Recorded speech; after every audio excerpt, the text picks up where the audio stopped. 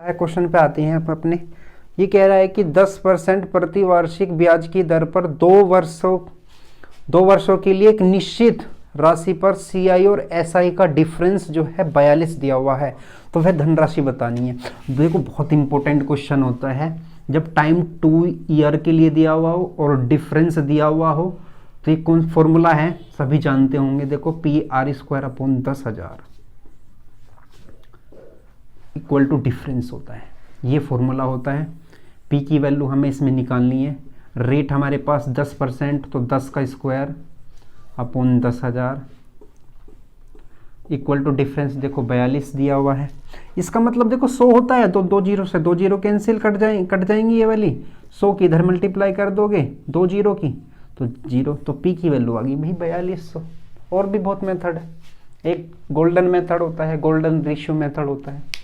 तो ये बेस्ट होता है जब 2 वर्ष के लिए दिया हुआ हो। 3 वर्ष के लिए दिया हुआ हो तो 3 वर्ष के लिए भी आता है। तो आगे देखते हैं भाई क्वेश्चन नंबर 16। क्वेश्चन नंबर 16 में बोल क्या रहा है, ये भी चक्रवर्ती ब्याज का क्वेश्चन है हमारे पास। 16 क्वेश्चन नंबर 16, यदि ब्याज सालाना चक्रवर्ती हो। चक्रवर्ती में क्या होता है भाई, ब्याज पर ब्याज मिलता है, मतलब जो हमें साधारण ब्याज होता है और उसके बाद उस पर भी ब्याज मिलता है हमें। तो ये कह रहा है कि यदि ब्याज सालाना चक्रवर्ती है तो 2,000 रुपये पर 10% की दर से 3 वर्ष के लिए सीआई ज्ञात करना है। देखो भाई ये गोल्डन रेशियो होता है, मैं दोनों के लिए बता रहा हूँ। गोल्डन रेशियो से करना है, जब टाइम 2 ईयर दिया हुआ हो तो रेशियो बनता है सीआई निकालने के लिए 2:1। 3 ईयर के लिए बनता है 3:1। ये 2 ईयर के लिए होता है, 3 ईयर के लिए होता है, उसके बाद 4 साल के लिए सीआई निकालने के लिए होता है भाई। ये सीआई निकालने के लिए, तो सीआई निकालने के लिए हमारे क्वेश्चन नंबर 16 में क्या दिया हुआ है, देखो ये वाला यूज करेंगे हम। 3 साल के लिए दिया हुआ है। इसमें जो है हमारे पास पी की जो वैल्यू दी हुई है वो 2,000 दी हुई है। रेट हमारे पास जो दी हुई है वो हमारे पास 10% की दर से दिया हुआ है। तो सीआई निकालना है इसका हमें। सीआई चलो आके निकालते हैं। देखो रेशियो हमारे पास 3:1, तो 20% का 10% कितना होता है, सॉरी 2,000 का 10% कितना होगा, तो 2,000 का 10% जो हमारा होगा वो होगा 200।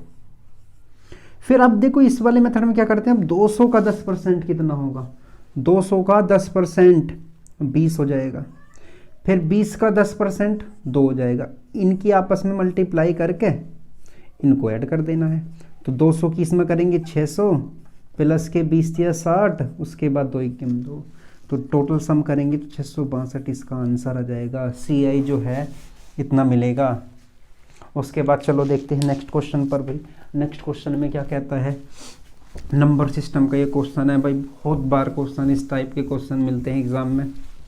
उसके बाद देखो क्वेश्चन नंबर 17 में बोल रहा है कि 2 संख्याओं का जो है सम है, इन दोनों संख्याओं का जो सम है, जैसे माना मैंने ए और बी 2 नंबर है, उनका जो सम है वो है हमारे पास 16 है। उसके बाद गुणनफल मतलब ए बी का जो गुणनफल है वो 55 दिया हुआ है। तो व्युत्क्रमों का योग पूछ रहा है। व्युत्क्रम होता है उल्टा जस्ट अपोजिट, ए अपॉन बी। इसका जब सॉल्यूशन करेंगे हम, इसको सोल्व करेंगे तो ए बी एलसीएम आ जाएगा और ए प्लस के बी बचेगा। डायरेक्ट वैल्यू दी हुई है, देखो एग्जाम में ऑप्शन से करते हैं इसको डायरेक्ट। 16/55 हमारा आंसर आ जाएगा। ठीक, आगे चलते हैं क्वेश्चन नंबर 18 पर भी। क्वेश्चन नंबर 18 में क्या क्या कह रहा है, देखो ऑप्शन पे ध्यान दो। इसके प्रतीक अभाज्य संख्या है, तो प्रतीक अभाज्य संख्या मतलब ऑप्शन में बताना है कि अभाज्य संख्या क्या होती है। अभाज्य संख्या जो वो होती है, ऑप्शन में बोल रहा है कि no factor, only 1 factor, only 2 factor या मोर देन 2 फैक्टर।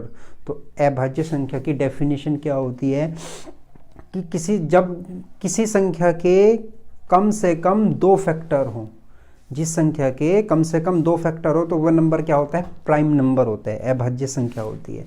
तो ऑप्शन नंबर हमारे पास सी हो जाएगा। एक्स्ट्रा इन्फॉर्मेशन के लिए देखो, सबसे छोटी अभाज्य संख्या 2 होती है, विषम अभाज्य संख्या 3 होती है।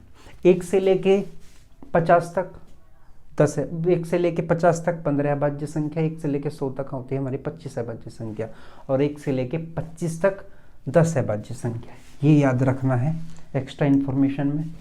आगे चलते हैं अभी क्वेश्चन नंबर, ये ऑप्शन सही करना था।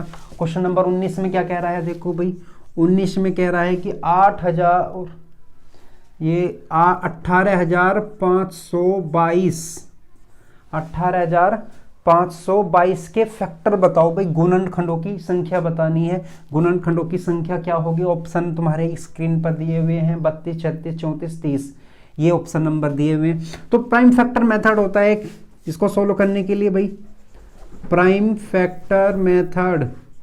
तो प्राइम फैक्टर मेथड क्या कहता है कि नंबर ऑफ मेथड निकालने के लिए प्राइम फैक्टर 2, 3, 5, 7, 2 की पावर 1, 3 की पावर b हो, 5 की पावर c हो, अप टू इस तरीके से चलते रहते हैं। तो नंबर ऑफ फैक्टर होता है a प्लस के b, मतलब पावर में एक एक ऐड करके मल्टीप्लाई कर दो, ये फॉर्मूला बनता है। तो आगे देखते हैं, देखो इसको सोल्व करते हैं हम अपने क्वेश्चंस को। तो इसके फैक्टर करो भाई पहले तो फैक्टर देखो डिफिकल्ट से लग रहे हैं, सिंपल नहीं है। तो 2 से मल्टीप्लाई, देखो इसमें 2 से डिवाइड करो तो कितना नंबर मिलेगा, इसको ऐसे ब्रेक कर लो, 2 × 18 हो जाएगा, फिर 2 दूनी 4, 6 1 हो जाएगा। देखो ये चीज़ दिखाई दे रही है 2 × 21 की क्यूब, ये है 21 की, तो 21 × 21, ध्यान से देखो इसको, 2 × 7 × 3, 7 × 3, और फिर इस 21 को लिख लिया 7 × 3। तो देखो कितने 7 है, यहाँ तो 2 की पावर तो 1 है, 3 की पावर कितनी है, देखो 1 2 3, 3 हो जाएगा। 7 की पावर कितनी है, देखो 3 है हमारे पास। तो ए बी सी की वैल्यू आ जाएगी। तो नंबर ऑफ फैक्टर कितने हो जाएंगे, 1 में ऐड कर दो 1, फॉर्मूले के अकॉर्डिंग ए की वैल्यू, बी की वैल्यू, सी की वैल्यू, ए बी सी एक एक ऐड करते चले जाओ और मल्टीप्लाई, 1 में ऐड करेंगे 1, 2 हो जाएगा, 3 में 1 ऐड करेंगे 4, फिर 3 में 1 करेंगे 4, 4 चौक 16 दूनी 32, नंबर ऑफ फैक्टर आ जाएगा हमारे पास। क्वेश्चन का सॉल्यूशन ये था, 2 गुना ये 21 की क्यूब बैटरी है, फिर इसके फैक्टर कर दिए मैंने। कितने 7 दिखाई दे रहे हैं इसमें, 3 कितने दिखाई दे रहे हैं, 3 की क्यूब 7 की क्यूब, फिर नंबर ऑफ फैक्टर फॉर्मूला मैंने ये लिख दिया है। तो 1 1 ऐड कर दो इसमें, a + 1 b + 1 c + 1, 1 का 2 4 4 हो जाएगा, दोनों की मल्टीप्लाई करके आंसर देखो 32 यहाँ पर है। ये आंसर होगा आपका नंबर ऑफ फैक्टर जो है ऑप्शन नंबर ए आपकी स्क्रीन पर दिखाई दे रहा है क्वेश्चन। आगे देखते हैं भाई क्वेश्चन नंबर 20 पर। भाई बहुत इंपॉर्टेंट क्वेश्चन कॉन्सेप्ट है भाई ये वाला एलजेब्रा का, x अपॉन। आगे स्टार्ट करते हैं, देखो क्वेश्चन नंबर ये एलजेब्रा का बहुत इंपॉर्टेंट कॉन्सेप्ट है। जब x + के 1/x = 3 दिया हुआ हो तो एक बात और याद रखना इसमें, ये तो है ही, एक होता है x³ + के 1/x³। भाई बहुत बार एग्जाम में आया, डायरेक्ट आंसर रखना है 0, इसी से आया निकल के एलसीएम ले लेंगे तो x⁴ + के 1 = 0 आ जाएगा। आगे सोल्व करते हैं, देखो इनका डिफरेंस कितना दिखाई दे रहा है 6, तो इसकी वैल्यू 0, इसकी वैल्यू तो तुम्हें दिखाई दे रही है 0, तो आंसर आ जाएगा 0 + 0 0, तो ऑप्शन नंबर ए आंसर इसका। उसके बाद देखो 21 वाले क्वेश्चन में क्या कह रहे हैं कि a - के b = 5 और ए बी की वैल्यू आ जाएगी हमारे पास 2। तो ये कह रहा है कि a की क्यूब - b की क्यूब की वैल्यू बताओ। तो देखो सभी जानते होंगे इस फॉर्मूले को कि a की क्यूब - के b की क्यूब होता है a - के b और a² + के b² और प्लस ab। अब हमारे पास ये तो वैल्यू है, ये भी वैल्यू है, बट ये वैल्यू नहीं है। तो ये वैल्यू नहीं है तो देखो इसकी वैल्यू निकालने के लिए फॉर्मूला तुम्हें पता होगा कि a + b का होल स्क्वायर इक्वल टू होता है a²। सॉरी उधर स्क्रीन पर क्वेश्चन आ रहा होगा तो मैं ऊपर लिख देता हूँ, 1 मिनट। ये क्वेश्चन तो हो गया हमारा कि a + b का whole square equal to a² + के b² + के 2ab होगा, ये चीज़। तो यहाँ से इसकी वैल्यू निकालेंगे, यहाँ पे रखेंगे डायरेक्ट। देखो डायरेक्ट ये याद रख, यहाँ रखोगे a - b, a + b ये है तो ये हो जाएगा a + b का होल स्क्वायर -2ab रखोगे इसके स्थान पर तो माइनस का a भी बच जाएगा ओनली। अब वैल्यू पुट कर दो भाई, ये 5 आ जाएगा, a + b का होल स्क्वायर, सॉरी ये तो आएगा ही नहीं भाई इस तरीके से, ए प्लस बी का होल स्क्वायर, हमारे पास तो वैल्यू माइनस की दी हुई है, तो दूसरा रिलेशन निकालना पड़ेगा।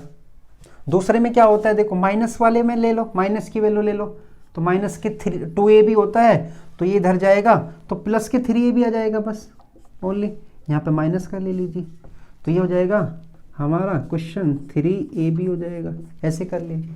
तो a माइनस बी की वैल्यू हमारे पास देखो 5 है, 5 का स्क्वायर, उसके बाद प्लस 3 इंटू 2, अब इसका सम कर दो, 25 और 3, 25 और 6 31, 31 की 5 में मल्टीप्लाई करोगे तो 165 इसका आंसर आ जाएगा भाई, 5 या 155 इसका आंसर आ जाएगा।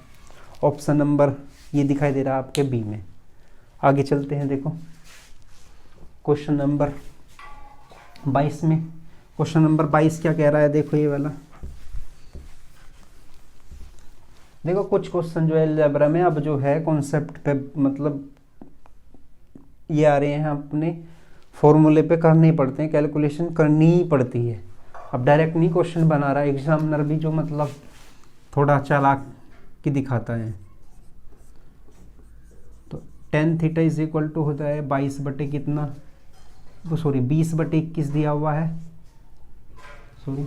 उसके बाद देखो किसकी वैल्यू पूछ रहा है वो हमसे, वो वैल्यू पूछ रहा है हमसे भाई साइन थीटा माइनस के cos theta upon cos theta minus के प्लस के साइन थीटा, या ऐसे लिख लो, प्लस पर कोई इफेक्ट नहीं पड़ता ये चीज़। देखो इसको सोल्व करने के लिए एक मेथड बहुत इंपॉर्टेंट है, एक मेथड तो ये भी है कि भाई ये वो बनाओ राइट एंगल ट्रायंगल बनाने के बाद उसके बाद सोल्व कर लो इसको, लंब बटे आधार होता है, फिर कर्ण की वैल्यू निकाल लो, 20-21 का पेयर होता है, 29 आ जाएगा।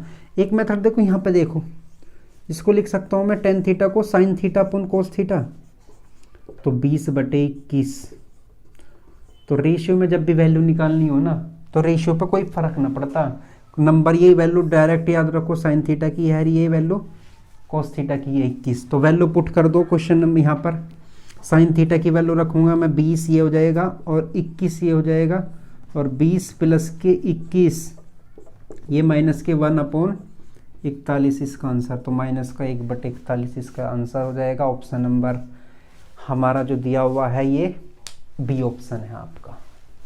तो आगे चलते हैं क्वेश्चन नंबर 23 पर, थोड़ा लंबी हो रही है वीडियो तो थोड़ा स्पीड से चलते हैं। क्वेश्चन नंबर 23 पर, क्वेश्चन नंबर 23 क्या कह रही है, क्वेश्चन नंबर 23 में क्या कहता है, देखो sine theta is equal to दिया हुआ है हमारा 12/37, तो वो कह रहा है कि tan थीटा की वैल्यू बताइए।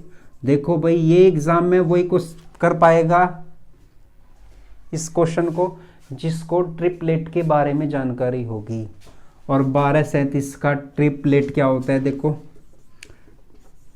ट्रिपलेट का मतलब होता है भाई जो समकोण त्रिभुज होता है राइट एंगल ट्रायंगल को जो है फॉलो करता है, तो 12/37 का जो पेयर होता है 12/35/37 ये पेयर होता है, राइट एंगल ट्रायंगल को फॉलो करता है ये, तो ये ट्रिपलेट्स होता है। देखो ये क्या होता है, देखो एग्जाम में साइन थीटा हमारे पास होता है लाल बटे काका से, आप सब जानते होंगे LAL अपॉन के वाला, तो लंब बटे होता है ये कौन, तो आधार की वैल्यू देखो डायरेक्ट निकालनी है, तो 35 बन जाएगा, मैंने ट्रिपलेट्स निकाल दिया। tan थीटा क्या होता है हमारे पास लंब बटे आधार, ऑप्शंस का सहारा जरूर लेना है, इतनी कैलकुलेशन करने की जरूरत नहीं पड़ेगी, यदि लोगे तो लंब हो जाएगा 12 और आधार हो जाएगा 35, तो 12/35 इसका आंसर हो जाएगा। जो क्वेश्चन नंबर देखो ऑप्शन में आपके दिखाई दे रहा है, क्वेश्चन नंबर देखो देख लीजिए जल्दी इसको, क्वेश्चन नंबर देखो 24 पर चलते हैं हम अपने। क्वेश्चन नंबर 24 क्या कह रहा है कि भाई 13 सेंटीमीटर और 5 सेंटीमीटर के दो संकेंद्रित मतलब जिनका केंद्र सेम हो वृत्त हैं, तो बड़े वृत्त की जीवा की लंबाई ज्ञात करो जो छोटे वृत्त को स्पर्श करती है, टेंजेंट करती है। तो देखो एक सर्किल है ये और इन दोनों का सेंटर है ये, तो बड़ा सर्किल है जो छोटे सर्किल को स्पर्श करते हुए जाती है। ये बड़े वृत्त की तो देखो जीवा होती है, जीवा का मतलब जो होती है परिधि को आपस में टच करना, और सबसे बड़ी जीवा जो है वृत्त की उसका व्यास होता है। तो देखो इसकी जो रेडियस दी हुई है हमें, छोटे वृत्त की जो त्रिज्या दी हुई है वो 5 सेंटीमीटर दी हुई है, बड़े की जो दी हुई है वो 13 सेंटीमीटर दी हुई है। रेडियस सेंटर से परिधि तक की जो दूरी होती है वो रेडियस होती है। देखो एक ट्रिपलेट दिखाई दे रहा है, 5 का 12 का, ये ट्रायंगल 90 डिग्री पे बनता है। देखो सेंटर से जीवा पर डाला गया लंब 90 डिग्री होता है। उसके बाद देखो यहाँ पर ये कितना बनेगा, 12 हो जाएगा। यहाँ से यहाँ तक की डिस्टेंस क्या होती है, देखो 12 है, तो ये भी 12 हो जाएगा स्पर्शक की लंबाई। तो ये पूरे की लंबाई पूछ रहा है, मतलब जीवा की लंबाई, पूरी की पूरी जीवा की लंबाई जो हो जाएगी, ए बी की जो डिस्टेंस हो जाएगी हमारे पास। देखो डायग्राम का खेल था इसमें, 24 इसका आंसर हो जाएगा। अब देखो आगे चलते हैं, समकोण त्रिभुज 24 को क्वेश्चन था ये। क्वेश्चन नंबर 25 पर हम यदि चलेंगे, क्वेश्चन नंबर 25 क्या कह रहा है कि समकोण त्रिभुज में समकोण बनाने वाली भुजाओं की लंबाई जो है, समकोण त्रिभुज है हमारे पास, समकोण त्रिभुज बनाने वाली 21 और 20 है। कोई सी भी मान सकते हो, 21 सपोज दैट ये 20 मैंने ये मान ली, तो 20 और 21 का ट्रिपलेट होता है, क्योंकि ये समकोण त्रिभुज है, 90 डिग्री का एंगल बना रहा है, तो ये 29 हो जाएगा।